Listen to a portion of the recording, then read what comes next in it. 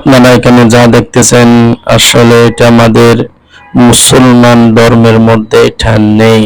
এটা হলো বাহিরের যেই কালচার আমাদের বাচ্চাদের মধ্যে ঢুকে গেছে। এটা আসলে আমি আপনি করি নাই, করছে আমাদের ছোটরা, বাইস্তারা, হ্যাঁ এরকম। কারণ এটা বলবে কি এটা আরো ছোট মানুষ, হুজুর এগুলা কি বুঝে। আসলে আল্লাহ তাআলা বলেন বিসমিল্লাহির রহমানির রহিম ওয়া তাআওয়ানু আলাল বিররি ওয়াত তাকওয়া ওয়া লা তাআওয়ানু আলাল ইসমি ওয়াল উদওয়ান। ভালো কাজের যে করবে তাকে সহযোগিতা করো, আর যারা মন্দ কাজ করবে তাদেরকে সহযোগিতা করো না। যদি বা সহযোগিতা করো তাহলে সমান অপরাধী হবে।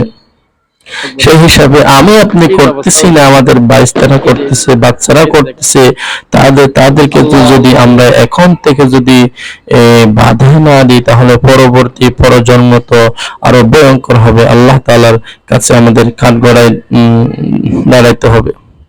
রাসূলুল্লাহ সাল্লাল্লাহু আলাইহি ওয়াসাল্লাম ইরশাদ করেন, আল মুসলিমু মান সালিমাল মুসলিমুনা মিন লিসানিহি ওয়া ইয়াদি।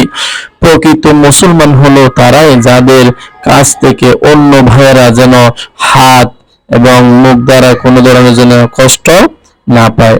তো এখানে যে আমাদের কাছ থেকে যে অন্য মুসলমানরা কষ্ট পাচ্ছে, অনেক রোগীরা আছে বাড়িতে, এরপরে কষ্ট হয়, বয়োজ্যেষ্ঠ বাচ্চারা আছে ঘুমাতে পারে না, এই বিকট শব্দ দিয়ে তাদের ঘুম ভেঙে যাবে।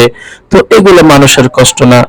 এবং আর সামনে 2 জানুয়ারি থেকে পরীক্ষা আছে, অনেক ভাই বোনরা আছে পড়াশোনা নিয়ে ব্যস্ত আছে। সো এইগুলো যদি আমরা খেয়াল না করি তাহলে আমাদের পথ চলা আগামীর জন্য খুব ভয়ঙ্কর হিসাবে দাঁড়াবে।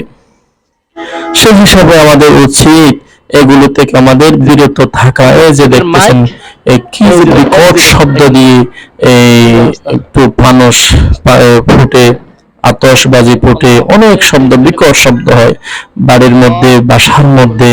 বাচ্চারা থাকলে তাদের কান্না কাঠি ভয়।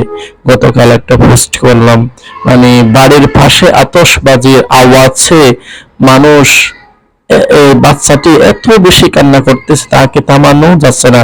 এই যে দেখতেছেন, এই যে আগুনটা দেখতেছেন, এটা হলো এক বাড়ির ছাদে পড়ছে।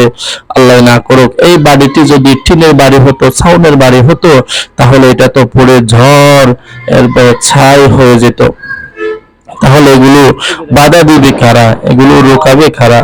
আমি আপনি যদি এগুলো এখন থেকে যদি বাচ্চাদেরকে যদি বাধা না দিই তাহলে আগামী প্রজন্মে তারা মনে করবে এটা একটা এই ইসলামী ধর্মের মধ্যে আছে। আল্লাহ আমাদের সবাইকে হেফাজত করুক।